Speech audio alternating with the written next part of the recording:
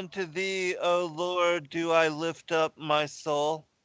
O my God, I trust in thee. Let me not be ashamed. Let not mine enemies triumph over me. Yea, let none that wait on thee be ashamed. Let them be ashamed which transgress without cause. Show me thy ways, O Lord. Teach me thy paths. Lead me in thy truth and teach me, for thou art the God of my salvation. On thee do I wait all the day. Welcome, friends. I'm your host, Zen Garcia. This is Secrets Revealed here on Truth Frequency Radio. I'm honored to have as all of your attention and joining me for this discourse and fellowship. I'm honored to have as guest with me this evening, Pastor Nate Wolfe. Pastor Nate, are you there, brother? Hey, Zen, I am here. Thanks for having me.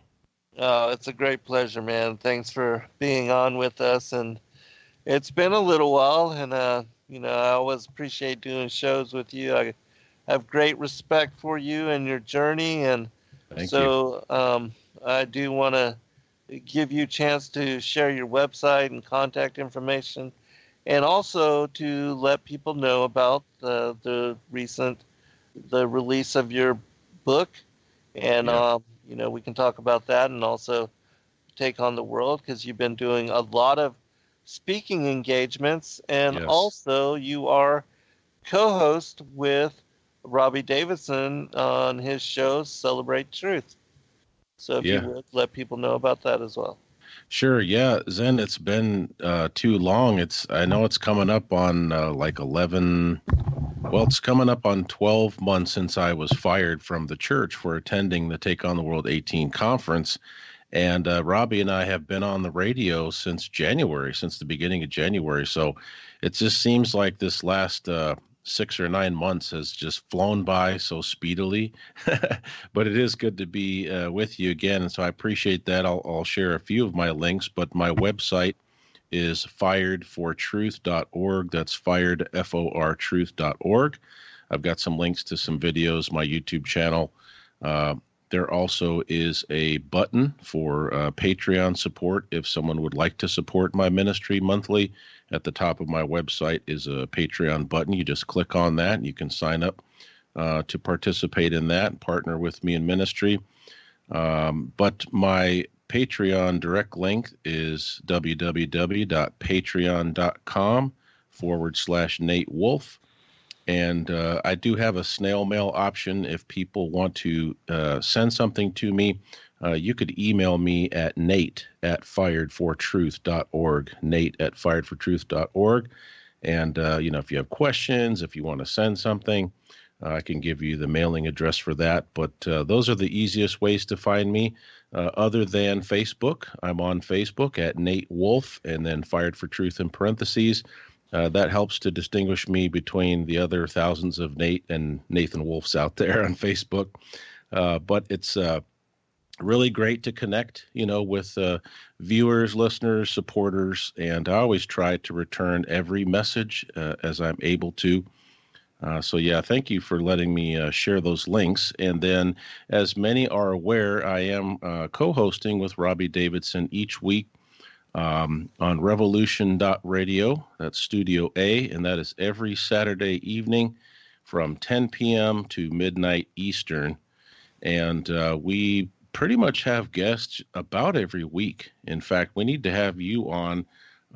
You really blessed us by helping get us together, before this transition to Robbie taking over that time slot.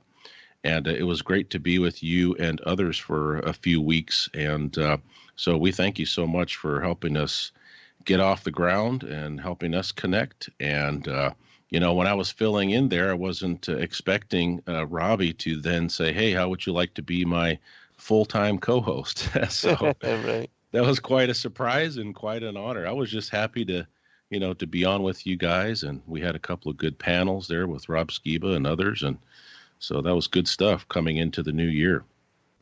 Yeah, that was a really amazing time, and it was awesome opportunity for all of us to gather together and to do shows and the roundtable discussions. I really had a good time, and yeah, I was very blessed to be able to have the connections to, get you guys set up for that show, Yes. and just because I had no idea either that Robbie was going to invite you to be co-host with him, and I just invited you to do the roundtables with us Yeah, because I know. of your situation and your story. I thought it was interesting and that people should know about it. And so, yeah, it just really blossomed and took off. And I know you guys have been doing a lot of good work. Thank you. And yeah, and so It's hard to believe that I think we're on like show 36 or something. I've lost count, but yeah, it is amazing. It goes by so fast, uh, the beginning of the new year to now, and yes. wow, yeah, and to be able to have a platform to be able to speak to others and do shows and interviews and also to share all of your own personal efforts with regard to you and Robbie, because both of you guys are busy and you've now released your first book, your testimony, and talking Yeah. about. And so, for people that don't know your story, can you talk a little bit about that, and as well as your book, and Sure. maybe share kind of the chapters and what you Yeah, talk about and what you lead them through? definitely. So I'll give just a brief overview for those who haven't heard my story. Many are aware of what happened to me last year, but in about this, it was early spring. I can't remember the exact date, Zen, but it was like late March, early April of 2017. I had been studying for a lesson that I was going to give for a church north of me up in Michigan. I'm in Toledo, Ohio, and I was going to go up about 40 minutes north into Michigan and do a one-time lesson on the flood. And they had a summer series, and I thought it was just, the luck of the draw, as we would say. But looking back on it, I believe it was the providence of the Most High that I was selected for this topic. And so they emailed me and said, your topic will be the flood.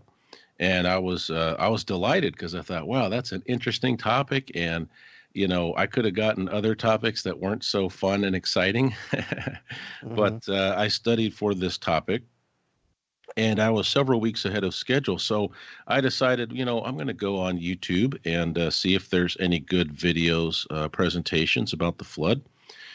And so I did that, and I watched a few, and they were pretty good, And all of a sudden, I noticed in the sidebar there for the recommendations, there was this interesting thumbnail for this video called "The Global Lie" by Celebrate Truth.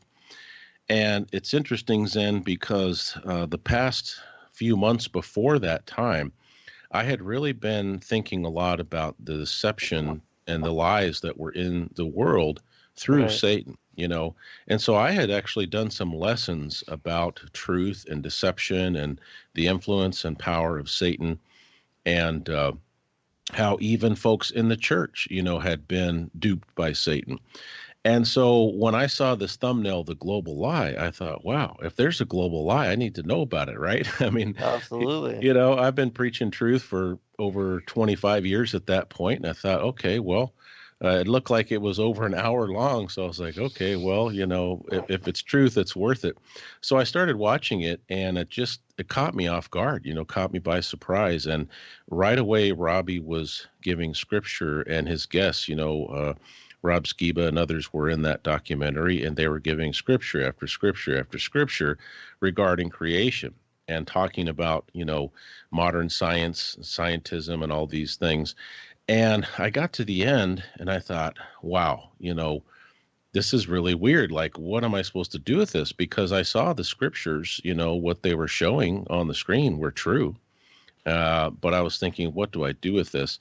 So after I finished that video, Zen, I'm now starting to see in the sidebar recommendations that have the phrase flat earth in them. Right. So I'm like, flat earth, what's that? I hadn't really made the connection exactly yet.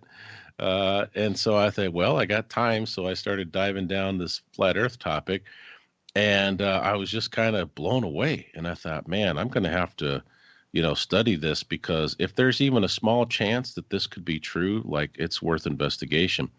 So that's what started me down the flat earth rabbit hole. Although I do have to say that in 2015, 2016, as many flat earthers have done, I dabbled in some other conspiracy theories, 9/11, the Kennedy assassination, the moon landing, whether it was true or whether it was a hoax. And before that, I had always been interested in Bigfoot, Loch Ness Monster, Yeah, absolutely. Chupacabra, all those kinds of things, right? So I could see, looking back, that that interest served me well in coming to this topic. But I studied that out mainly from the scriptures. I did watch some videos that were purely more of a scientific nature, empirical evidence, but I was really drawn in to those videos that presented scripture. And then I went back into my Bible after taking all of these notes, and I was just amazed at what I saw. And Genesis 1 really smacked me between the eyes, because I looked at Genesis 1 and I thought, man, what it says is not what modern atheistic science is telling us. And how did I miss this? How did I miss the fact that the sun and the moon and the stars were created on day 4, and Right. that dry land appeared, the earth was created on day 3, or at least the Hmm. land. And Yeah, so, elevated above the it water. blew Yeah. me away. Yeah, it blew me away. And it wasn't very long after my wife kind of joined that discussion, and she came to the understanding of the true biblical creation probably even faster than I did. So where that left us then, in spring of 2017, we studied, we continued to study, we watched videos. I heard about the Flat Earth International Conference in 2017 in Raleigh, but we just didn't have the time or the money or the vacation to do it. So it's funny, I had actually purchased streaming access, and I was having problems with streaming. So I just never got to watch it. I had to watch the videos later. But in 2018, in the midsummer, my wife messaged me. So this is about a year, a little more than a year later. My wife messaged me and she says, "Hey, there's this conference in Ohio, this Truth Conference, and it's only, an hour and 10 minutes from us." So she says, "We got to check this out." And it was the Take on the World 18 conference in Vermilion, Ohio. And I didn't know anything about the conference, but I had seen Chris and Liz Bailey, the organizers. I had seen them on their biblical health show on Now You See TV. So I had a good impression of them, their character. And we said, let's go to this thing. So we made arrangements and we went out there in August of 2018. Went to the conference. We were blown away. And my wife and I were sitting in the car Sunday night at the end of the conference. We were almost literally pulling out of there to drive home. And my wife says to me, she says, what do we do with this information? And I said, I don't know. We both had a strong feeling that there was something that we need to do. We needed to get off the couch and stop being consumers of information. And so we said, well, let's just pray about it.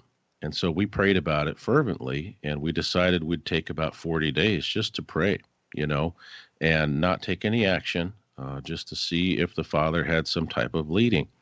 So my plans then, and you know how our plans go sometimes, right? Right. My plan, so this was August 22nd through the 24th, 2018.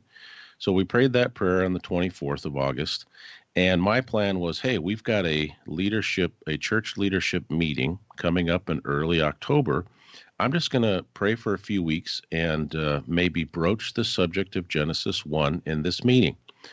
And I wasn't going to mention flat earth or anything. I was just going to say, hey, would you be willing to take a look at some items here regarding creation? And I didn't get that far, because this was September 14th on a Friday morning. I got a text message that I was meeting with all the elders at the church building in an hour. And, the rest is history. But basically, I went in and they fired me on the spot for simply attending this conference, not having actually taught anything, not having posted anything on social media, sharing about flat Earth. And so it was quite a shock. And, that became the impetus eventually for the book. Was the book is a sharing of my truth journey, of course, leading up to Take on the World, coming into flat Earth and other subjects. And then it highlights what we experienced at the conference and the importance of that prayer. And then, of course, my firing and everything that's happened in ministry, what I like to call my renewed ministry since that time. However, the book actually starts at the very beginning of my life because I wanted to give people not just okay, Nate became a truther and he got fired and now he's doing ministry in flat Earth. I wanted to people to get a sense for me as a person since I was born. What were my influences? Where did I live? How did I come into spiritual truth in Christ? Way before flat Earth. How did I get into ministry? So the book really covers all of those items and hopefully gives folks a real clear picture of who Nate Wolfe is as a person, not just as this guy that got fired, and showed up everywhere on social media. So, Well, that's great, man, because I think, that's necessary, and that you should be able to share the details of your life and your journey, how you even became a pastor, and that led you, to this journey of truth and the work that you're doing now. Because you and we spoke even before we did shows together, yes. and we talked about, and I told you that I felt like the Most High was opening doors for you to lead you into this work, and that at some point, this, this work and doing the radio shows and now writing books, that it's going to replace, as far as the endeavors and also as far as creating income for yourself, that those kind of avenues will open up for you, and that Yeah. God will lead you to bring forth your message in larger capacity. And certainly that has been the truth, and that you are very well known now by a lot of people. And even though this kind of thing, I'm sure, has happened to others, Yes. but yet you have been bold to stand for truth. And even with the reading from Psalms 25 today, in standing for truth, a lot of people don't make that commitment. And even when they are cornered or they are forced in the manner that you were to, because they wanted you to go away quietly, Oh, yeah. to just fall back into the shadows and Yeah. just and so for you to be bold in your stance and also to be outspoken, and now, because it's not just about flat Earth, there's so many conspiracies and revelations and Mm. so much truth and discernment coming forward now, and you have a voice to sound the trumpet. And Yes. truly um, that's something that not a lot of people are truly doing or prioritizing or having dedicated their life to. And as a pastor, I believe that, the Ezekiel 33 watchman parable, that we have great responsibility.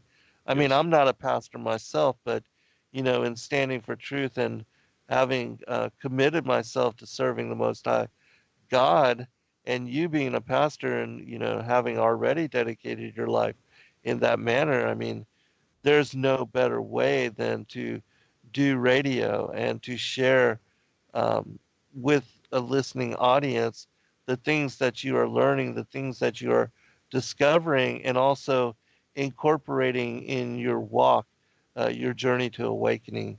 And so you're a leader, you're a guide for so many that will, even though they may not know it now, but they will one day look to you for answer. And Yeah. that's huge, brother. Yeah, it's been a very humbling experience and a powerful experience seeing what the Father has done because like you said, Zen, the elders when they called me into this meeting, the meeting lasted less than 10 minutes to my recollection. It was very quick and there was barely any discussion whatsoever other than they started the conversation and they said, we are firing you, and they put this piece of paper before me, that said you're fired effective immediately. Their reasoning was for having an association. They didn't describe that association, but they said we can't have a minister with that kind of association, and it was their desire. And of course, there was no contractual language in this letter. It was just they were outlining, here's what we're doing. And then here's what we want you to do or not do. And so they wanted me to keep it as a private matter. But my point in sharing the truth, and you notice, many people have witnessed, I never once used the name of the congregation, address, phone numbers. I never even used the first names of any of the elders who fired me because it wasn't a vindictive thing. I wasn't seeking revenge, even though I was hurt and I felt that I was mistreated, biblically, spiritually, emotionally. I really wanted to share the facts about my firing because I felt like this is a potential problem for a lot of congregations in America, because many congregations have that American church leadership model, which is more like a business board of directors, Right, men who are in charge rather than, hey, I'm a shepherd. I'm right, held to a higher expectation. My example needs to be very biblical. And so I think they were totally, and they were used to having this power and control, right? Because after all, in their eyes, I was simply a hireling, right? hmm They hired me, so therefore they could fire me at will. And I think they underestimated when they said, here's our expectations.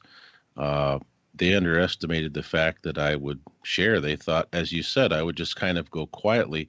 right, And, that was intelligent on their part because, to be honest with you, they knew most ministers that get fired, what do, Zen? They quietly slink off and right, they look for another congregation to work with because they still want to do ministry. They still love the Lord and the people. And let's face it, they have to have support for their family, right? They have to right, pay bills and put food on the table. hmm And so most ministers are fearful. They're not going to buck the system. They're not going to go public because the moment you go public, you have lost any type of good recommendation Oh yeah, no doubt. from the church that you worked with for 7, 8 years in my case. But it had just gotten to the point, Zen, where I was like, you know what? I feel so strongly about this truth. And because it's related to deception, I was like, I can't just quietly slink away. I can't in Right, good conscience, just go work for another church and pretend that nothing happened. exactly. And so, I just really tried to, follow the Father's leading, and I never understood how much of a ministry I really would be given. Right. So, you're right. I mean, I don't have anywhere near a full-time income. you know, that's been It's challenging, coming. All that will but come. all I've tried to do is, seek first His Yes. kingdom, and Yes. His righteousness. Right. And we don't have everything paid for all the time, but we have the major things. He always seems to come through for us, where our house is paid, and our cars are paid. And but there's with a family of six, obviously, and I lost a $63,000 a year income because I had been in ministry over 25 years. I had a couple years prior to my firing. I had completed my Master of Ministry, and so I got some increase for that, commensurate with additional experience and training. But working for the Father is a way better deal. Let me say that. Absolutely. Absolutely, brother. I fully agree with you. And we'll cover this more when we come back from break. But, I completely honor you. And I know that the Most High and all of the angels are applauding your service and your choice to do what you have done, and that the rewards are in heaven, Amen. um, and but you will be blessed and taken care of here as well. I truly believe that. All right, Amen. we'll be right back, everyone. Then shall they deliver you up to be afflicted, and shall kill you, and you shall be hated of all nations for my name's sake. And then shall many be offended, and shall betray one another, and shall hate one another. And many false prophets shall rise, and shall deceive many. And because iniquity shall abound, the love of many shall wax cold. But he that shall endure unto the end, the same shall be saved. And this gospel of the kingdom shall be preached in all the world for a witness unto all nations, and then shall the end come. All right, brother, I want to turn it back over to you and give you a chance to share just a little bit more as far as let's go into what you did at the Take on the World conference and the Yes. things that you spoke about.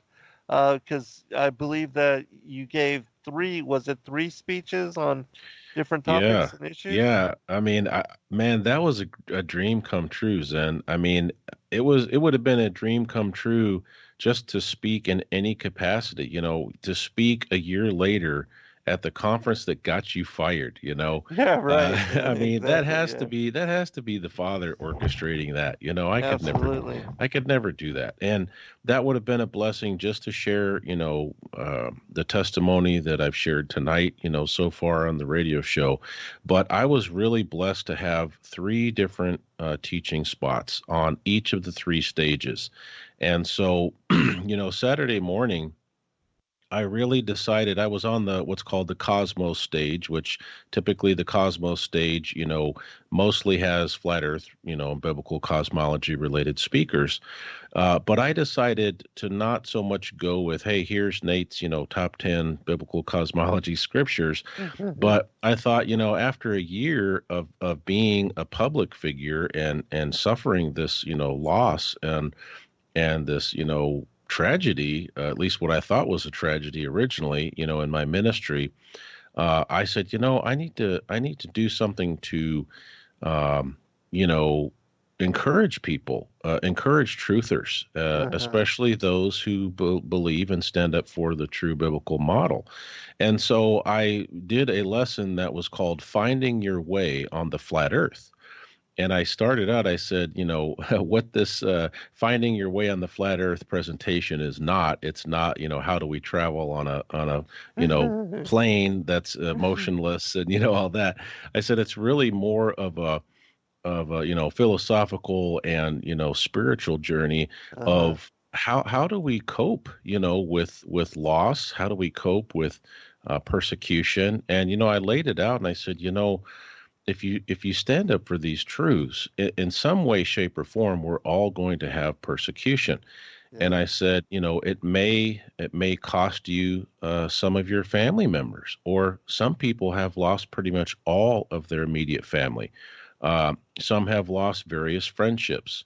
Others have either been attacked, on the job, threatened that they'll lose their job, or as you've pointed out, and Robbie Davidson and others can corroborate that I'm not the only minister that's been fired for flat Earth. In fact, there's been some ministers that were fired when they were actively teaching it. But my situation is unique in some ways.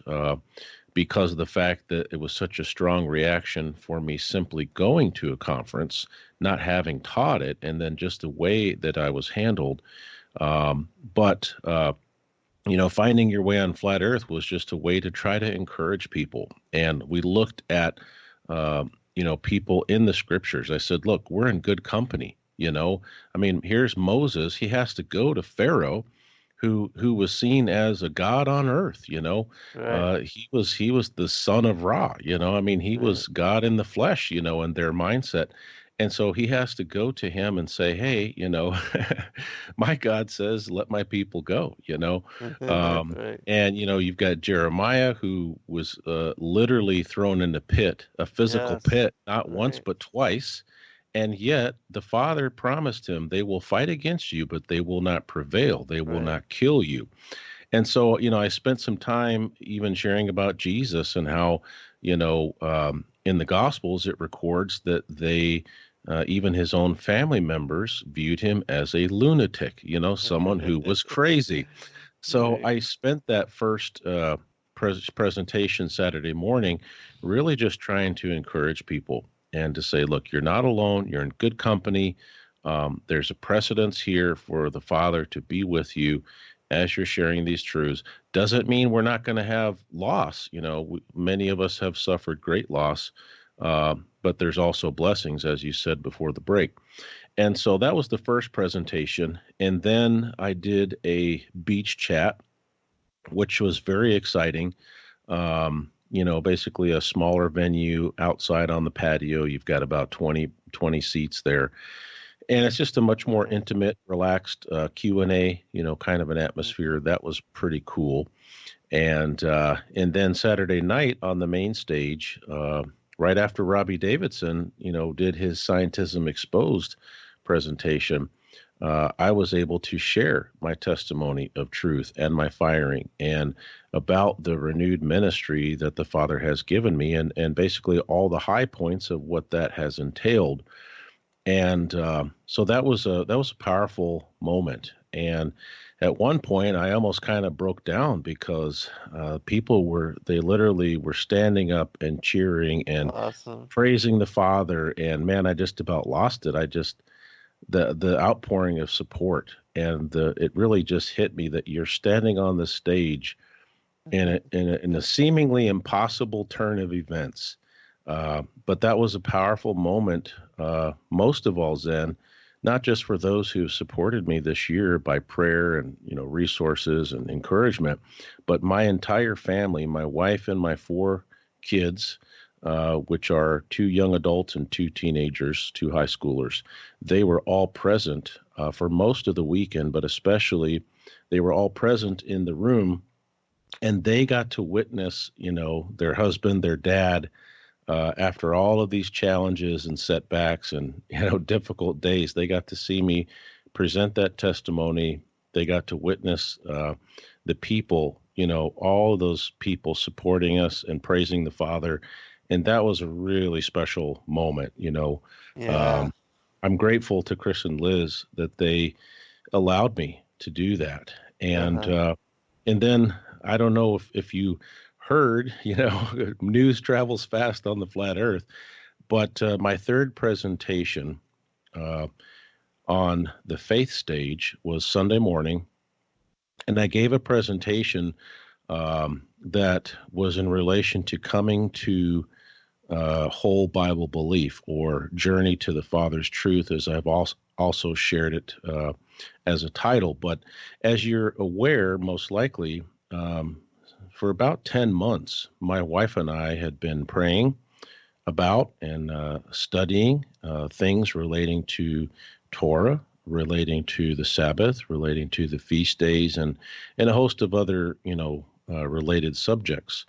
And the reason why we started into that study months and months ago was because Take on the World, the atmosphere there, many, probably the vast majority of folks there are what you would consider, or people would label Torah observant. Yes. And I just never been around folks like that. I mean, I Uh-huh. was very sheltered. I'll be honest with you. I was very sheltered in my, conservative, Protestant background.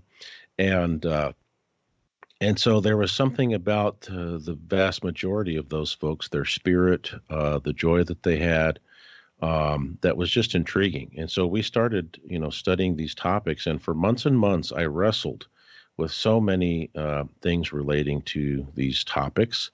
And I had an experience, if it's appropriate to share, Oh, please, uh, yes. about 2 months ago. My wife and I were really pretty much becoming more and more convinced about the Sabbath, as a set apart holy day, Yes, since the uh-huh. creation, and continuing for believers today. But we hadn't pulled the trigger on that. We hadn't implemented it, in our home. We had started to talk to our kids about some of these things we were studying, and we didn't want to overwhelm them because, Zen, they got the rug pulled out from under them in a big way when I got fired. Right. And they've been through a lot of changes and grief and loss. And we didn't want to damage them with yet another major shift. But we felt that it was, we couldn't deny what we understood to be true. And so we had a series of discussions with my kids. We called it family dinners. So Wednesday night, we would try our best to get all the chicks in the nest. Wednesday night, we'd have dinner together, and then we'd have some tabletop, discussions about Sabbath and different things. And Very around good. around the same time, about 2 months ago, I heard about a men's retreat that was happening at a Messianic congregation in Indiana. And something about that event was very intriguing. And I got that, I hate to say feeling, but I got that leading again that just like Take on the World, hey, this is going to be something important. I need to be here for this. So I talked to my wife. She was very supportive. And she says, hey, why don't you invite your buddy Daryl? Dr. Lee. I don't know if you know Dr. Lee. He has a Yes. YouTube channel, but he lives in Toledo, about 20 minutes from me. And we became fast friends months ago. And so DR says, yeah, man, let's go. Let's do this. And I think he was kind of wondering, why is this non-Torah observant guy inviting me to Messiah's New Life Tabernacle for a men's retreat? Like, he couldn't figure that out. Like, this is weird. But he was intrigued. So he went. And, that evening that we went to the retreat, we traveled. It was the first Sabbath that I had purposed in my heart to fully participate in. And, you know, Awesome. full disclosure, I knew what it meant. I knew why it was commanded, how it was a blessing. And I thought, I want to do this with my brother Daryl. So get this. I had a series of strong spiritual attacks that occurred during that first Shabbat that I had practiced and had been dialed into. And so we arrived, it was Friday night, just before sundown. We arrived at the Roadway Inn in this small town in Indiana. And I felt great. I had lots of energy. I couldn't wait for the next day. I really didn't know what to expect because before the men's retreat would start Saturday evening, they were going to do a Shabbat service during the day. And that was open to, women, children, all of that stuff as well. But I thought, I want to see what this is like. And so I went to bed and I woke up in the middle of the night. And then I felt really strange. I felt a heavy presence. I also felt like some sickness type of symptoms, like my face was flushed. I was sweating. I felt like almost instantly I had the flu or something, right? And I Uh-huh. thought, this is weird. Like, I'm fine. Then I wake up out of a dead sleep and I feel this way. And something wasn't right. So I looked at the clock, and wouldn't you know, it was exactly 3 a.m. on this digital clock. And I'm not superstitious, but I do understand about the supernatural Yes. and some potentials. And so I thought to myself right away, I said, whoa, wait a second. I'm not getting sick. This is a spiritual attack. Yes. And so I was, kind of discombobulated because I was tired, but I just started praying. And I prayed for about 15, 20 minutes. And things started to lighten a little bit. I felt a little better. The heaviness started to dissipate. And I was really just focused on prayer. And thankfully so, because if things hadn't started to get better, I was about to go over at 3 a.m. and bang on DR's door and say, hey, brother, I need some backup here. Right. So, after that 20 minutes of intense prayer and feeling oppressed, spiritually, emotionally, physically, I was tired. And so I just thought, well, whatever that was is past. I'm going to go to sleep. I've only got 4 hours left until I need to be up and rolling for this Shabbat service. So I went to bed. I woke up the next morning. I felt fine. I felt just normal. And Uh-huh. we went off. We did the Shabbat service, and it was just wonderful. It was beautiful. It was eye opening. The speaker was really on point. It just was like he was speaking to me every lesson. This was PD, and I don't know, I don't want to butcher his last name, but it's like Vander Westhuizen. He's a Dutch origin, but he was from South Africa, and he was speaking a lot of truths that just were hitting me between the eyes. And so later that Sabbath, they had a break after some baptisms. And, when you go to a conference and you're going all day and you're listening to all kinds of amazing stuff, your brain gets tired. You're like, all right, I just need a Yeah. little break. So Daryl and I Totally. we went back to the hotel to kind of change out our gear, maybe take a 10-minute, 15-minute power nap, and then go back to the congregation there and start this men's retreat. And this was about 5 or 5:30 in the afternoon on Saturday. I noticed when I came back to the hotel, I went over to turn on the air conditioner. There were several blood spots and stains on the curtains Hmm. in front of the windows above the air conditioner. And this obviously struck me as strange. And, I used to be a police officer for a short while in Alaska. I did investigations. I know about blood splatter and evidence and collection and all this stuff. And I'm looking at this blood and it looks very fresh. It has a very crimson-y color to it. You know, uh, if it was an older stain, it would have been brownish, Right. dark brown. And and then I can't prove it, but as I look back on that moment, I came into that room Friday night before I had this first episode, and I go right over to the air conditioner because I'm a big, sweaty guy. I first thing I do is I go into the room. They generally have that air conditioning turned off, and it's hot in that room.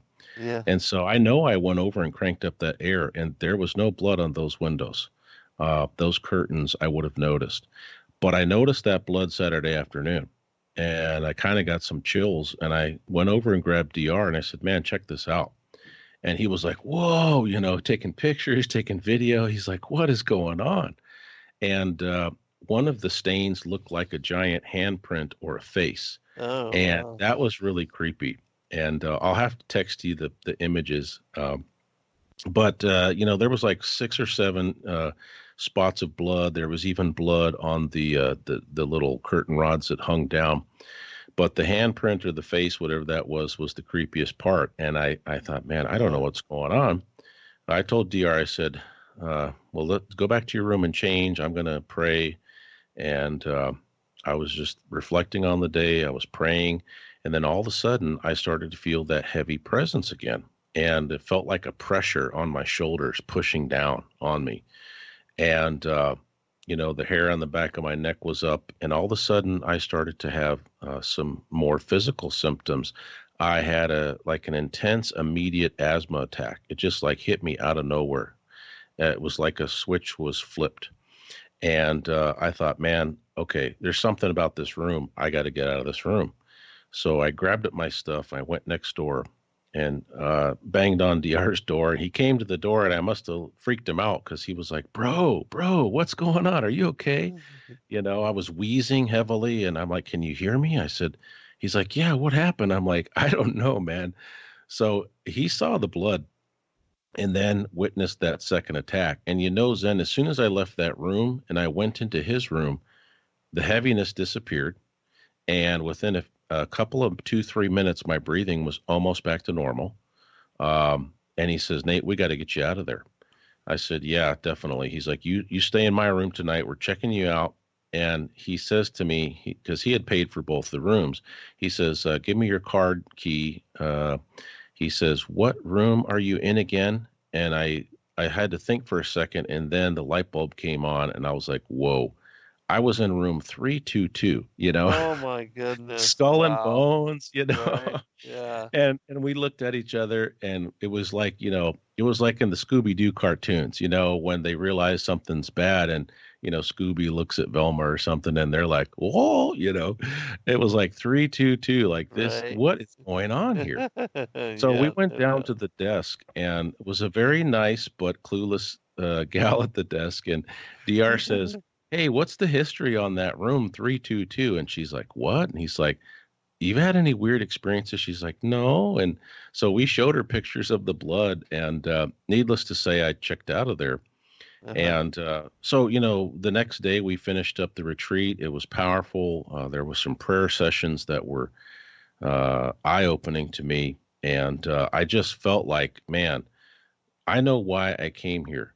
Certainly for the speakers and what they shared, the spiritual messages. But I came to realize then that it wasn't a coincidence that the first Shabbat that I purpose to keep, I have two strong attacks within that first Shabbat. Mm. And they were spiritual, but they also had a physical component.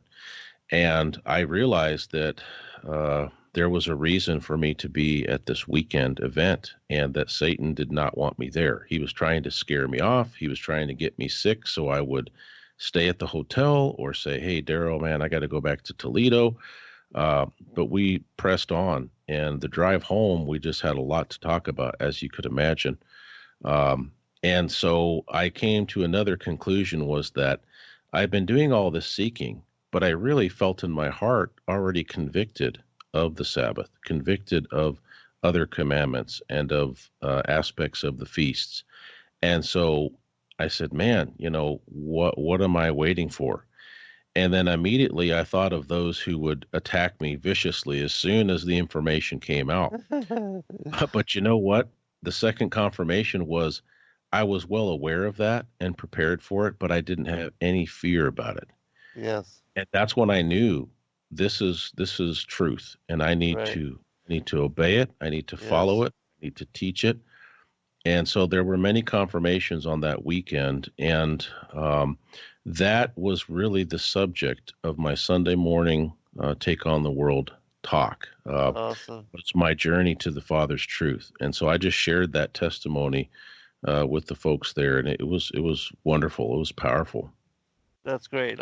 When we return from this break, I want to go into kind of the details on that and what you and your wife studied and how you came to conviction, and also a little bit about, this men's gathering and the things that you heard and the things that just the kind of confirmation. And because I also myself, because I study all kinds of scripture, not just the Old Testament and Apocrypha, but I read all the extra biblical manuscripts and everything. And having done that, I also have come to the similar conclusion. In myself, I don't separate the Old or New Testament. And a lot of modern churches, Mm, they don't even print the Old Testament with the New Testament anymore. yeah, Not only is the Apocrypha removed, but now it's just from Matthew to Revelation, yeah. everything else has been thrown out. They don't. If you're lucky, they'll give you a copy that has Psalms and Proverbs attached to it. Right, right. Yeah, exactly.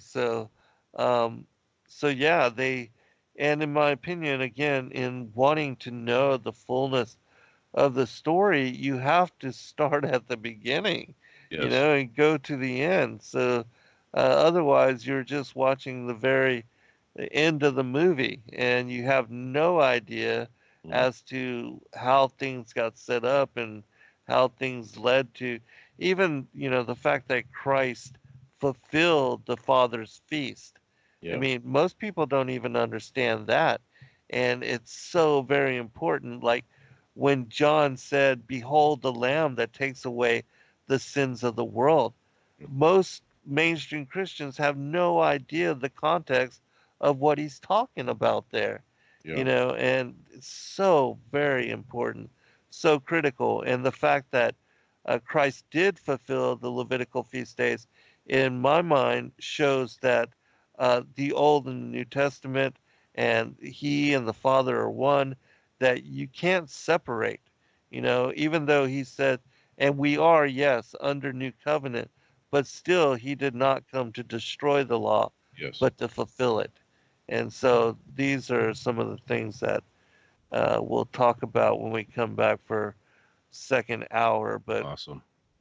yeah, and yeah, I'm really glad that you and your wife took the time. And see, this is another part of your journey, to awakening and having the time to do this and to not have to bow down to the expectations or to limit yourself to the beliefs of the church, Yes. and supporting and towing the line of that institution. Now you serve God, you hold His truth, you stand for His truth, no matter the judgment and the condemnation that others lay upon you. So, Yeah, definitely. and that's more important than anything. All right, we'll be right back, everyone.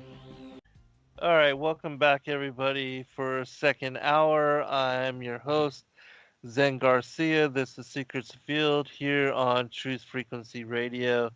And I'm honored to have as guest with me this evening Pastor Nate Wolfe, who just released at the Take on the World conference his book, Fired for Truth. And we are speaking about his journey to awakening.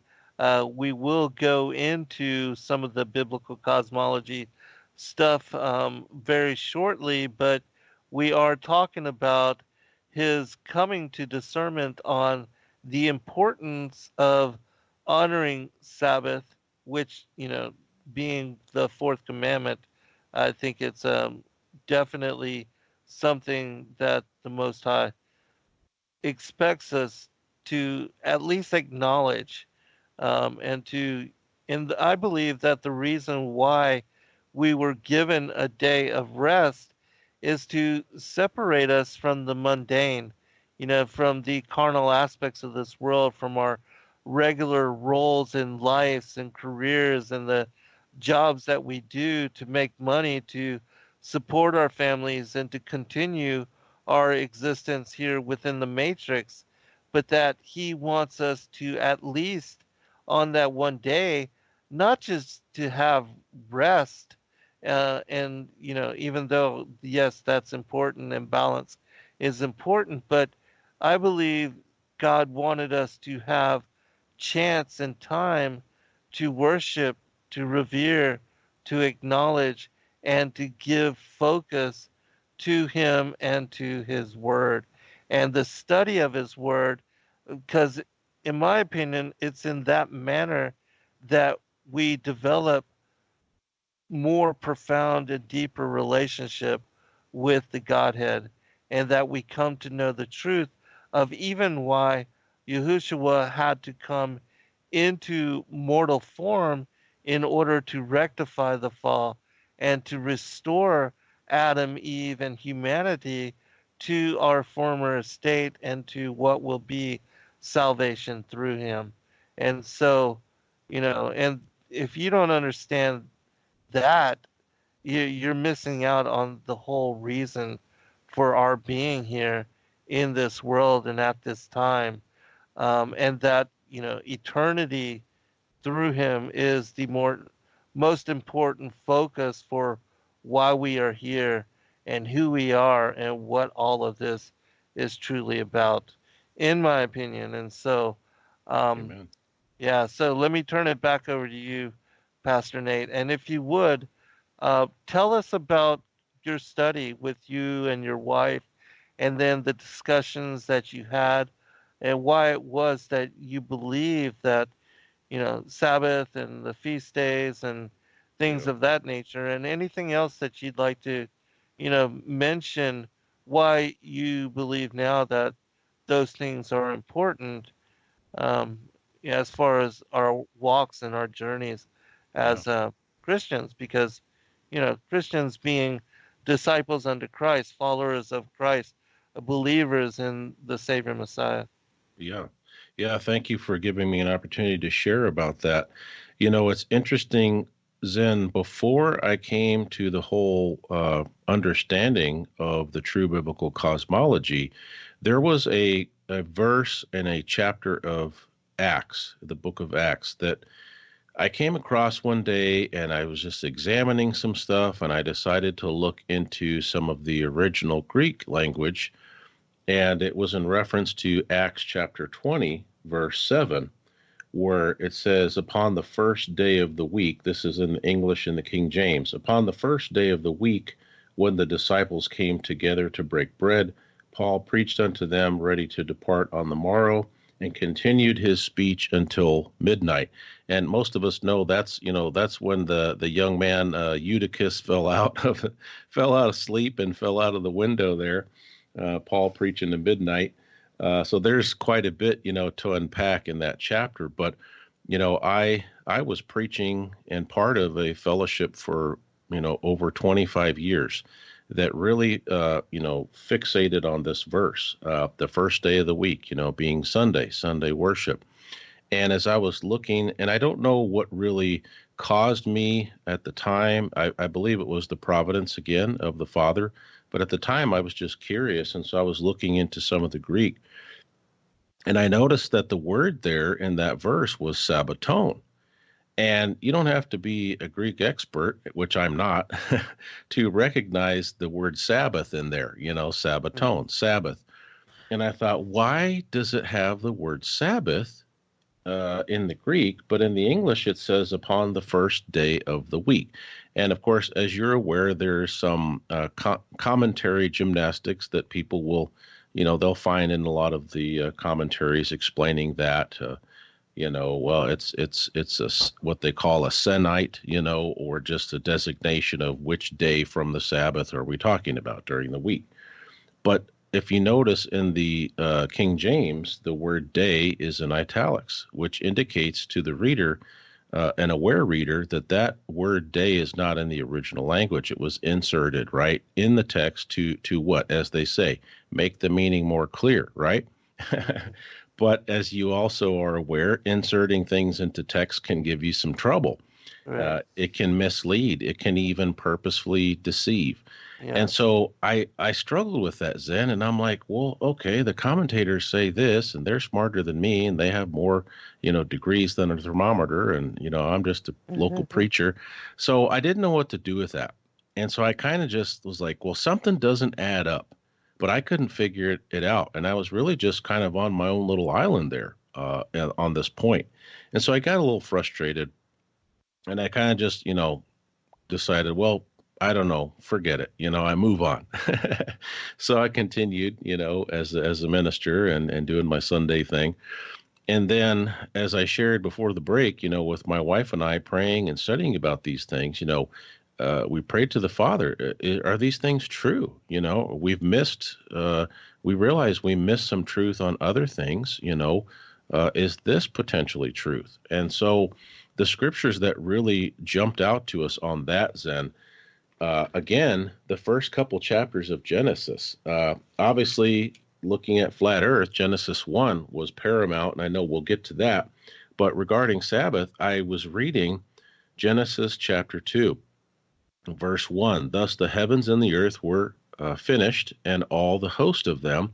And on the seventh day, God ended his work which he had made, and he rested on the seventh day from all his work which he had made. Verse 3 of Genesis 2, and God, that's Elohim, blessed the seventh day and sanctified it. So he set it apart, he made it holy, or Kodesh. Right. Because that in it he had rested from all his work which God created and made. And I don't know why, but it was just like Genesis 1 with flat earth. All of a sudden it hit me. I'm like, wait a second. That has nothing to do with Jews, Jewish people, Israel. Right. We all often will point to Exodus 20, obviously, because that was Mount Sinai, right? And that's the 10 Commandments. But I'm thinking, wait a second. This is relating to creation. I mean, this is the foundation of the foundation, right? And it just struck me. And I'm like, wow, he sanctified, he set that seventh day, apart. And he set the example of it. He rested and he set it apart as holy. Yeah. And so then I've got Genesis 1 or 2, verses 1 through 3 in my face. Then I'm, of course, recalling Exodus chapter 20. And as you know, that commandment there, the fourth commandment, is the only one that says remember. And it covers more, several verses in that commandment, more than any of the other commandments by themselves. And then I thought, well, that's weird. What do I do with this? Because people kept saying, no, that's for the Jews, that's for the Jews. So then I find a few other scriptures. I'm reading in Isaiah chapter 66, and I'm sure you know what's coming here. But Yeah. I'm reading at the very end of the chapter. In Isaiah 66:22, for as the new heavens and the new earth which I Right. will make shall remain before me, saith the Lord, that's Yahweh, so shall your seed and your name remain, and it shall come to pass from one new moon to another, and from one Sabbath, there's Shabbat, to another shall all flesh come to worship before me, saith the Lord. Uh, it just hit me. I'm like, wait a second. So I've got a beginning scripture, the foundation of creation, saying that this seventh day is set apart as holy. Then, yes, you do have the Sinai, chapter 20, and the Ten Commandments. But then now I have a future reference. And Right. context has always been important to me. And you know that the context there is verse 22. For as the new heavens and the new earth, which I will make. Okay. So this is future.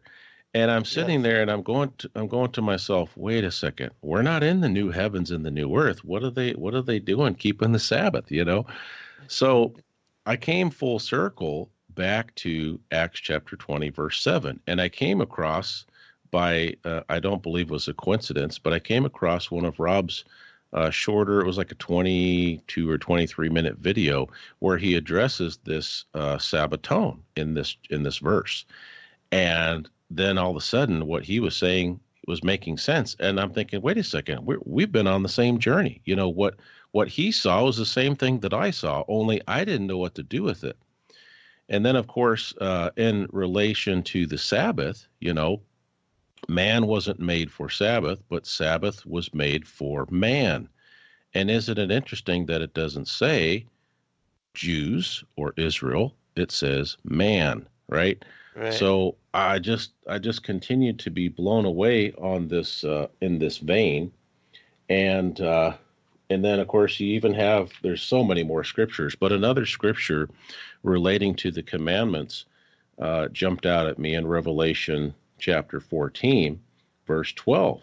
And it says, here is the patience of the saints. Here are they that keep the commandments of God and the faith of Jesus. And I'm just like, wow, okay, so they're keeping commandments and having faith in Messiah. And so those were some of the key scriptures. Some of these had even jumped out to me during the men's retreat. And not only that, but probably the clincher. Let me find it here real quick in my Bible. The clincher was probably First John chapter 2. And as I was reading this, someone was covering this at the men's retreat. And I know I've read First John many, many times then, and I was reading here in chapter 2 of First John, and it says in verse 3, hereby we do know that we know him if we keep his commandments. He that saith, I know him, and keepeth not his commandments is a liar, and the truth is not in him. But whoso keepeth his word, in him verily is the love of God perfected. Hereby we know that we are in him. And then verse 6 was like a Mike Tyson uppercut, okay? Verse 6, he that saith he abideth in him. That was me. I mean, I was abiding in him, and I was Yes. preaching and teaching to others to abide in him. Ought himself also so to walk, even as he walked. And for decades, how would I have answered that in a Bible class? I would have said, well, Jesus walked in love. He walked in compassion. End of story. We just need to be loving and compassionate. Well, that's true, right? I'm sure you'd agree with that. But there's a lot more to the story. Right. Yes. So I had to make a list. I made a list in my notes. I'm old school, handwritten notes at this men's retreat, and I'm like, how did Jesus walk? How did the Messiah walk? Yes, he walked in love. Yes, he walked in compassion, but he kept the Sabbath. He kept it holy, set apart. He kept the Father's commands, and he said basically the commandments that he gave, the words that he spoke, were simply the words that his Father had given him to speak. I mean, that was his ministry, was I'm here to do the Father's will. I'm here to Yes. speak the Father's words. Right. So And so to man, fulfill his feast. yeah. So I'm gonna take a breath and let you get a word in here, but you could see how excited I was about all of these scriptures. Oh yeah, and also I believe it's in the Book of Jubilees and also in the Legends of the Jews. It speaks about how Sabbath is celebrated in heaven and Mm, that it was so even before the creation of humanity, that the angels also honor and celebrate Sabbath. So it's something that wow. God even has instituted in heaven and that the angels adhere to. And so, how much more for man that Yeah, we follow in, the paths and the institutions that he established for his holy angels. yeah. And so, yeah. And even Well, like Passover, just one other thing, yeah. things like Passover and the feast days, that Passover was celebrated all the way back even to Adam, that the first time he worshiped the Most High God was on Passover. That when Cain and Abel brought their offerings Mm, to God, it was also on Passover. When when Noah, left out of the ark and reestablished the altar, which happened to be the altar that Adam had created and that Noah fixed it after the flood, and this was also the same altar that Abraham had offered Isaac in sacrifice. That was also on Passover, and that it represented what God would do for us later in yes, allowing His Son to be the Passover lamb, which again, John said, "Behold the Lamb that takes away yes, the sins of the world." And so, all of these things, like when you read in the ancient manuscripts, and I've done shows on this and covered in great detail, that the feasts are also connected to, like, for instance, it was on the first of Tishri that Adam was removed from paradise. And then after the first Sabbath and his first Sabbath here that we had, that leads to the Day of Atonement. And I believe, in my opinion, that Yahushua was born on the first of Tishri Yom Teruah, and it was because he came to fulfill and to save yes, Adam and all of us. And, what better day for him to come into the world than on the exact day that Adam was removed, banished, and exiled to this earth and cast out of paradise.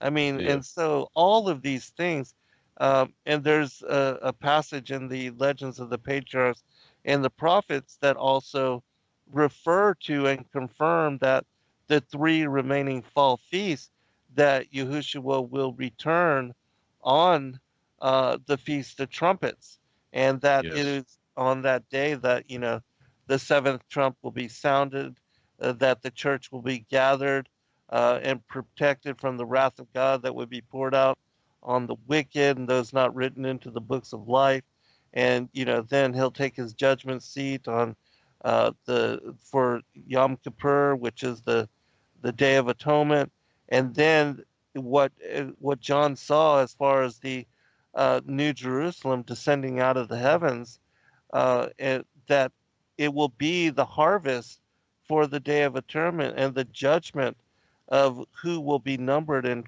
found worthy to be, numbered amongst the elect.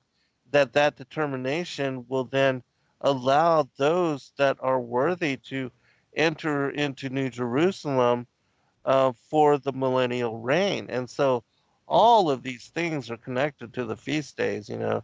And so, but anyways, let me turn it back over to you, Pastor. No, no, I'm grateful for that because I want to make it clear that Nate Wolfe does not believe that he has arrived at all truth, or now that he's keeping Sabbath and looked into the commandments that he has all the answers. I mean, I have always understood that the best teachers and the most reliable teachers are going to be diligent students, and so I see this, this journey to the Father's truth or to whole Bible belief, whatever you want to describe it as. It's really, it's a destination in a sense because it's a change, right? It's an answer to prayer and fervent study, but it's also another beginning. And, I'm going to be a diligent student till the day I die. I'm going to pray Mhm. fervently, All of us, you brother. know, exactly. And so Hmm. I want to make it real clear. I consider myself maybe just a deeper learner now. And there's so many things relating to the feast that have jumped out to us. And like you said, the likely day of Messiah's birth, not December 25th, Right. you Yeah, know, exactly. and then of course everything connected, to the Feast of Trumpets and the things that you've described. And so it's brought a lot of freshness, and desire for study. And it was amazing. I mean, I still can't believe how much I was able to share of our year's journey at Take on the World 19 because they afforded me, three different stages to share those Right. testimonies. And that's the cool thing is for sure flat earth was a huge part of this last year for the Wolf family, not just for Hmm. Nate but for Yeah. Jennifer and the kids. But I came to realize that it's not, as you said earlier, it's not just about flat earth. I mean, there are Right. many other truths that now I understand I have a responsibility towards. And then ministry, I I left a church. I was fired from a church of close to 200, and I know that I did good there. I know there was fruit. Every week there was a lot of fruit that came out of that. So I'm not going to throw the baby out with the bathwater like some people would, but I recognize that my influence was relatively small. It was basically within those four walls, a few outreach things, throughout the year, but most of it was a fishbowl mentality. And my biggest responsibilities were to the members, right? And so once I was fired and people heard of my story and my testimony, and I basically was given various platforms to speak out on, now I've got literally tens of thousands of people who know about my situation and have seen, what has transpired over this last year. Right. As Chris Bailey says, yeah, you got fired for truth, but you were also hired for truth. Right. uh, it's just a lot different than what you ever would have imagined. And so, I'm doing a lot of ministry almost daily. I mean, I have emails, I have Facebook Messenger conversations, I have, text messaging and phone calls.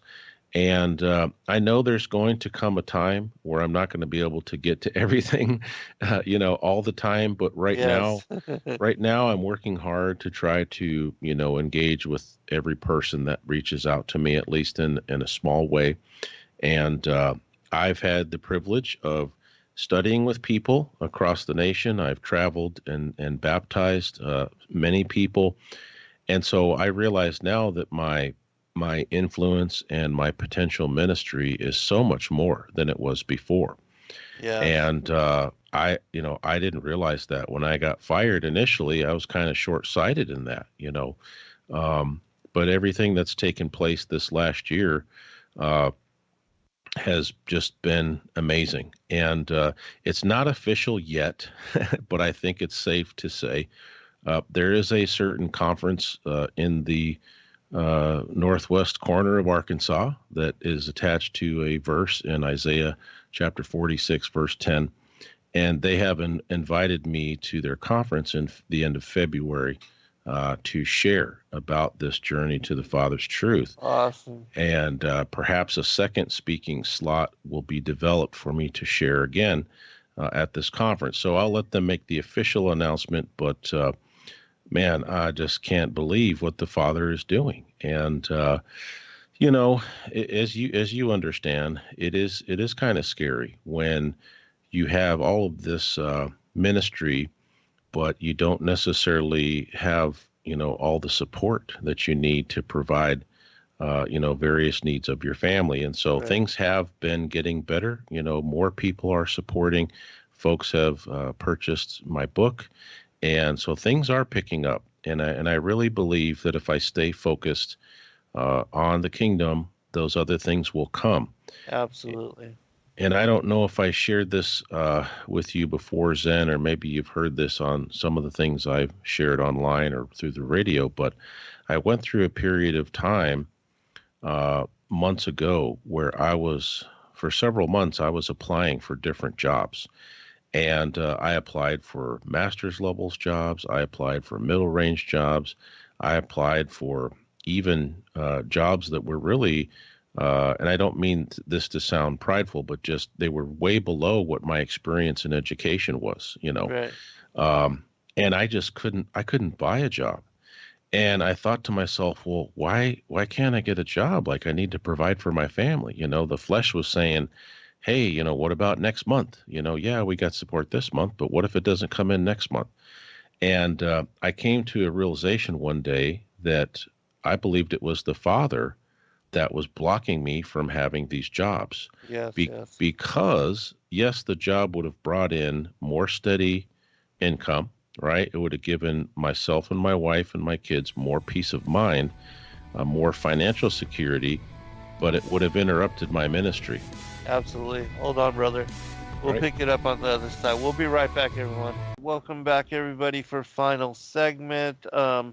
Pastor Nate, I wanted to share this with you. I posted this in the chat room, and all the listeners, which there's quite a number. Thank you for what you are doing and for standing up for truth, and they appreciate all of what you have had to contend with. And what I said is that Pastor Nate Wolfe is joining me this evening to discuss his journey to awakening and how the Most High God has utilized him for greater purpose than he even expected for his ministry. And so, with that, I want to turn it back over to you and give you a chance to finish what you were saying and Yeah. continue on because No, thank you. Thank you so much for sharing that. And thank you to everybody listening and those in the chat.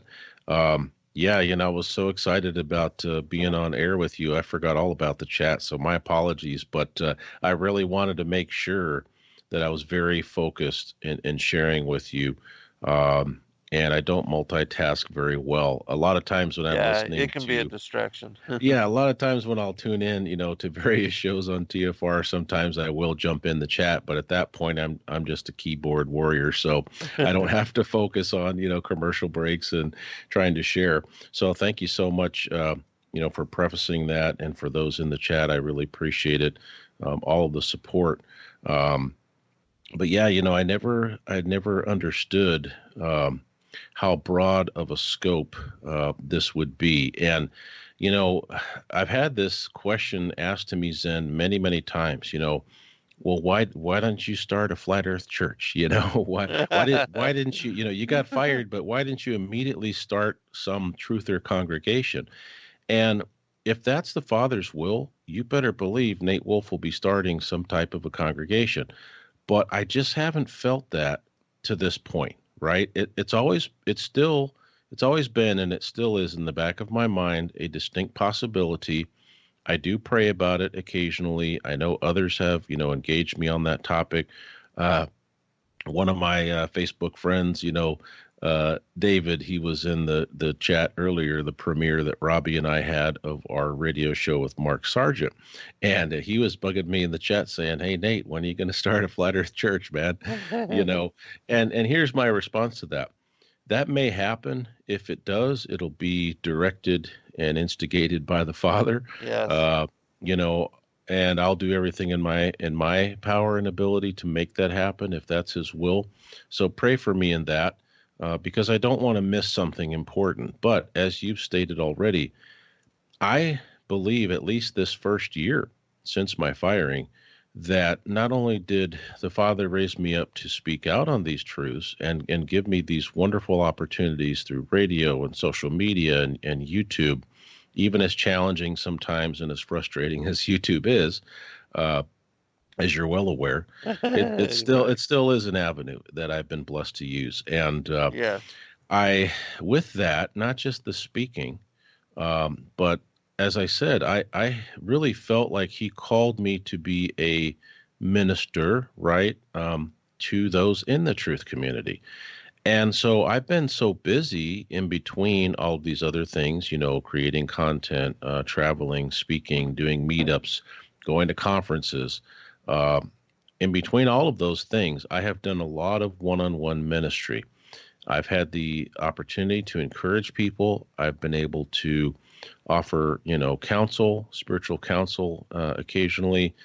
And I feel like if I had started a congregation right after I got fired, although that would be wonderful and there could be some fruit from that, I know how involved that would be. I know what it's like to help lead a congregation, and I know the time constraints with that and the responsibilities. And I also know that as soon as you start talking about having any kind of facility right outside of a home, you're starting to incur expense. And Right. one of the big things, and I'm not knocking churches, so please don't misunderstand me, folks, but one of the big things that always bothered me was that the major expense, next to whichever full-time ministry staff were being compensated for their work, the major expense of any church is typically the building and the continued use of those facilities, the Right.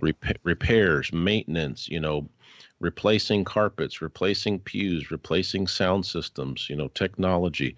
Uh, and it really bothered me about that. And I thought, man, what a large percentage is going just for a building. Exactly. And I know good things happen in a building, Right. fellowship and Right. preaching of the word and celebrations. So I'm not knocking that. I'm just saying I haven't felt led to go out and get into debt to have a building. You know what I'm saying? Yes. Uh, Exactly. since I was fired, my family had started our home congregation. Initially, it was just our 6 family members. We needed a safe place to where we could worship in clear conscience without fear of somebody kicking us out of our home, or firing us. Right. And and since the time that we've begun to keep Sabbath, we have traveled to different Shabbat, fellowships.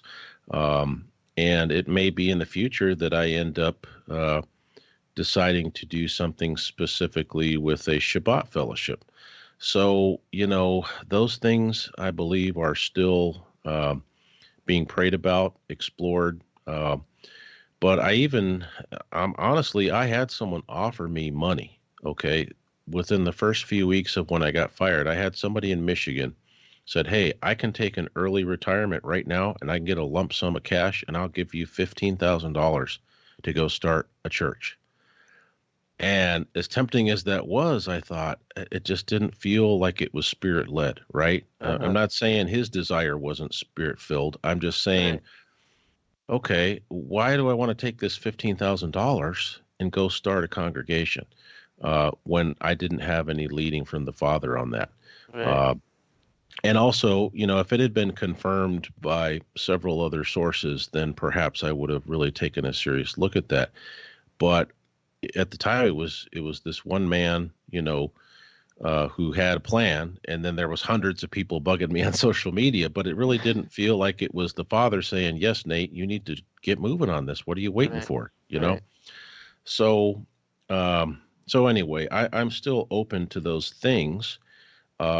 And I also realized that this coming, year two since I was fired, uh, September 14th then will be exactly 1 year. to the day. So Wow. September 14th of 2018, the day I got fired, was a Friday. This year it's a Saturday, but anyway, the 14th is a year. And so I realized that I may have some changes coming. I mean, the Father may adjust some things, or it may be along some similar lines, just on a broader spectrum, maybe a larger ability to reach out to people. I don't know, but I'm trying to stay humble. I'm trying to stay prayerfully open to that. And if having some type of a congregation, in the future is needed, uh, I'll follow that if that's where I feel He's taking me. But at this time, man, I've got so much ministry that I'm doing. Uh, I'm full time busy. I may not have a full time income yet, Yes. but I'm full Right. time busy. Exactly. And back to what I shared with you about, why I didn't get these jobs. It wasn't for lack of trying. When I first came to the realization that maybe the Father is not allowing these doors to open for me, uh, I said, okay, well, I gotta put some kind of fleece or something out there, right? I need to make sure that I'm really on the right track. And so I said to myself, and I kind of said to the Father, well, I'm going to try to go out and just get any menial job. And I don't mean that in a disrespectful way, but I was like, you know what? I'm just going to go out and try to get a job that anybody could get. Go get an $8, $9 job. We're in America. Uh-huh. Uh, so I went out and for whatever reason, I chose two car dealerships, large car dealerships right in my town. And I went to one of them and I applied for a shuttle driver, taking folks back and forth from their homes if they dropped a car off or they needed to pick a car up. And I even had some connections at this dealership. And it was a no-go. I mean, I even spoke with the manager in person. Someone referred me to the manager. My contact, my friend there, said, talk to the manager. I talked to the manager. He said, yeah, turn in your application, turn it into me personally. So when I filled that out, I came back to him personally and he says, all right, man, we'll have something soon for it. Never Uh-huh. got a call back. I went across the street to another car dealership and applied, for similar types of jobs, man, just anything you got. And oh yeah, our hiring manager's not in today, but fill this application out, and on Monday he'll give you a call. Guess what? No call came in. So I was frustrated, but at the same time, I thought, okay, you put this, you put this test out there to see if you would continue to get blocked, and I couldn't get a job that most other people could have gotten. And so that's not to say that in the future, the needs of my family might not require me to have a job, but I just felt like I didn't want to be fighting against the Father, right? I mean, Right. Right. he's the last person, he's the last, being that I want to be fighting against. And Absolutely. so we're really took a step of faith, after Take on the World, to say, all right, things are pretty tight, and there's no promises for the future here. We're just going to have to keep doing this, one day at a time and prayerfully. So that's where we're at right now, Zen. Yeah, it again, brother, in my opinion, and this is the way that it was for me as well, that the Most High is going to put you and place you exactly where He wants you. And I believe that what you are seeing now, with even over the course of this year, is that you have had an opportunity to establish a ministry that is far larger than even most pastors and preachers that are church bound, brick and Yes. mortars, Yes. and that you have a testimony which has gone out into the world and that is being shared and is being noticed by many. And again, you are standing for truth in a way that most of them are not able to, because of their affiliations, because Yes. of their uh, being locked down to congregations and to peoples and to boards and administrators. Yes. And that is liberating. And so Amen. again, in my opinion, God is using you in a way that even right now, you, even though you can't see the light at the end of the tunnel, he's preparing you for bigger things than, um, and even, I mean, with you being able to speak and to deliver those speeches at Take Yeah. on the World in the manner that you did, and for your family to see the impact that you are making on people's lives and bringing them to the truth in a way that, most of these pastors and preachers, they don't even understand truth. They're not even reading the entirety of the Bible. And Yes. here you have time to do your research and to be led in discernment, the Holy Spirit filling you and guiding you in so much truth. I mean, those guys are never even going to reach that level. They're Yeah. mostly taught by seminary and and believe in things, Sunday school and seminaries and things that aren't even connected to the real truth of the gospel and the Mm. revelations that the Most High is sharing with those of us that really are truth seekers, and that He is, standing up to be watchmen and watchwomen to the sheep in this time and this age. And so, yeah, I see, and I know greater things are on the horizon for you and family, and it's not yet about money. Mm. And that, there are always times of struggle, but that God has given us a chance. Even with me, it took me acquiring my disability for me to have the time and the space to be able to study Mm. and to seek out and come to truth in the manner that I have. And so we are all brought to our knees first. Yes. Um, and so, in my opinion, that's the real journey. Because you look at the lives of the apostles and all the patriarchs and the prophets, and many of them were, like Job, they went through immense suffering in order to be refined like gold, purified Yes. for Absolutely. uh, for service to the Most High God. And so, yeah, I Oh, think I thank you for that encouragement. I need that reminder because I'll be honest with you, man.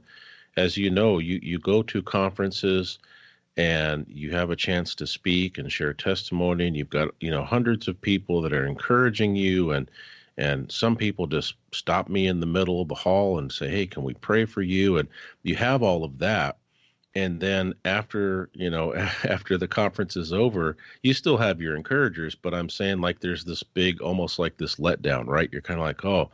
And when you're busy and you're active and you have ministry, it keeps you positive, it keeps you moving forward, it keeps your focus off of the bills that aren't paid and focused on the right. work that you need to be about. And I'll be honest with you, I had a couple of days earlier this week where it was just like, it was eerily silent, like there wasn't anything, and I was like, man, it was almost like, you're in a sailboat and the wind stops. And for 2 days, you're just kind of Right, out there on the calm, wondering, right, okay, what does this mean? Uh, there was really no ministry other than a few little text messages and planning for, the end of this week, such as this radio show. And for a couple of days, I was kind of getting a little bit discouraged. Like, man, I had all this encouragement and all this momentum. 2 days, haven't sold a book, haven't had any donations. Nobody's asked for my help. It's like, what does this mean? You start to feel negative. You start to feel discouraged. Like, oh man, maybe this thing isn't going to keep going. And and then today has just been a jam-packed day. I have spent, Zen, this by the end of your show, I will have spent 6 hours on in interviews and on the radio and on YouTube, and live stuff. So, I mean, I've had all kinds of wonderful interactions. I've been able to share testimony on a couple of different platforms. So today has just been a huge boost of encouragement, and I thank you for reminding me about that. How blessed I am to be in right. this situation, and that I just need to keep trusting, and the Father Yes. will take care of everything. Exactly. Yes. And again, you are being groomed for greater purpose than we can yet understand right now. Mm. And so, um, yeah, Hallelujah. just trust, brother. And things are already working and falling into place and being, you know, being set up for you to be able to do the work that you are now. And Yeah. again, in greater capacity than most of those pastors and preachers and people that are, dedicated to buildings and having to spend all that time and effort in supporting buildings and, Mm. those that support them and keeping, because you're not under, the limitations of any of that. Yes. Now you can define and establish yourself in your ministry in a way and shape it according fully to your walk with the Most High God and Yeah. to His guidance and His direction for your will and that of your life and Yeah. that of And you and your family. And so, yeah, the that's, flexibility is amazing. I mean, if I need to travel to a different state tomorrow, I could do that. yes, As long exactly as I right. arrange things with the family, I'm not dropping the ball on family. But I can jump in my car and travel to a meetup. I can go and baptize somebody who says, "Hey, Nate, I want you to baptize me." Right. Uh, there is a lot of freedom in that, and I also want to thank you, for Sacred Word, picking me up as an author, and it's exciting, uh, to be, featured on your webpage there, and had my first book order come in just a few days ago through Sacred Awesome. Word Publishing. So that was Great. exciting. And that was an international order. And Yes, praise so God. it's amazing how many international orders have come in for this book. I have a good handful of them, certainly from the U.S. as well. But lately, several orders have come in from the UK and one even from the Netherlands. And Wonderful. this person has reached out and shared that they followed my story for a whole year, and I never knew that person existed.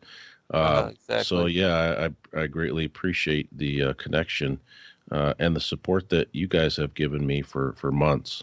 Well, we're honored to support you, brother. That's what we're all here to do, to encourage and empower one another. And so, yeah, that will only grow and it will continue. I mean, I've been an author for a very long time, and my books do sell all over the world, and that same thing will happen to you. So keep writing books and even put out DVDs, of your speeches at these Yes, different conferences, and you create inventory to share the message and yes, to bless others. And in that way, they will also bless you. And so it's a amen. win-win all the way around. And again, you're not being guided or limited by men or others, but only by God. We have Yeah, 4 minutes remaining, brother, so I want to give you a chance for final commentary and yeah, again, give out your website, contact information, the sure. radio broadcast, where people can go to find your books and support you, your Patreon, and all. Sure. Thank you very much. So my website is firedfortruth.org. And on that website is some information, some links to videos and whatnot. But also, if someone wants to prayerfully consider becoming a monthly patron, there is a patron button on the top of my webpage, firedfortruth.org. They can just click on that button. It brings them right to the site. And they could sign up with whatever monthly donation for support they want to make. Also, at the bottom of the website is a donate now button that's linked through PayPal, so you can do a one-time donation or donations throughout the year if you choose to do so. There's also a contact form which pushes to my Nate at firedfortruth.org email. So there's a lot that you can access on the website there. My direct link for Patreon is www.patreon.com/Nate Wolfe. And my direct link for PayPal is www.paypal.me/Nate Wolfe. And if you prefer snail mail, email me at nate@firedfortruth.org, and I will get you my P.O. Box information. And of course, as we mentioned, Robbie and I are on the radio, revolution.radio. That's every Saturday, 10 p.m. Eastern to midnight. And we pretty much have a guest almost every single week. So it's a full 2 hours, much like this show here. A lot of commentary, a lot of discussion, a lot of sharing about ministry, and of course about the gospel. So it's very exciting to be part of that as well. And also, you can find Pastor Nate's book at www.sacredwordpublishing.com. And also, I'm sure you have it available at Fired for Truth. That's correct, right, Pastor Nate? Well, I'm working on getting that on the website. Folks can just email me if they want to just work with me direct, nate@firedfortruth.org. I can get them the PayPal link. It is also, however, up on lulu.com, lulu.com, which you're very familiar with, Zen. Yes. I do have a page there, and people can go and order. They can choose their shipping, especially for international orders. That's a really good option. But again, very excited to be with Sacred Word as well, and look forward to making all kinds of connections through Sacred Word Publishing. Absolutely. I would encourage people to contact Pastor Nate and to request autograph copies. And I'm sure that, for donation over the price of the book, that Pastor Nate would be, welcome to personalize his books for, people that want to give them as gifts or share them with others. And I think, it would be a great resource to do so. We appreciate you, brother, so very much, and look forward to, further discourse, further discussion with you. Yeah, thank you so much, Zen, for having me on. It's exciting. It's great to be with you, and the support is just really appreciated. Yeah, anytime, brother, and that's what we're here to do. Again, we should be the example for each other in the way that Christ did, and being a foot washer into humanity. That we are here to support one another, and I do absolutely believe that. So, God bless you. Send our regards to the family. Thank you, and please remember us in prayer. That's the most important thing. Of course, yes, absolutely. Likewise, us too, brother. Will do. All right. God bless all, and we will all pray for all of you as well. Be blessed in your seeking. Until next week. Shalom.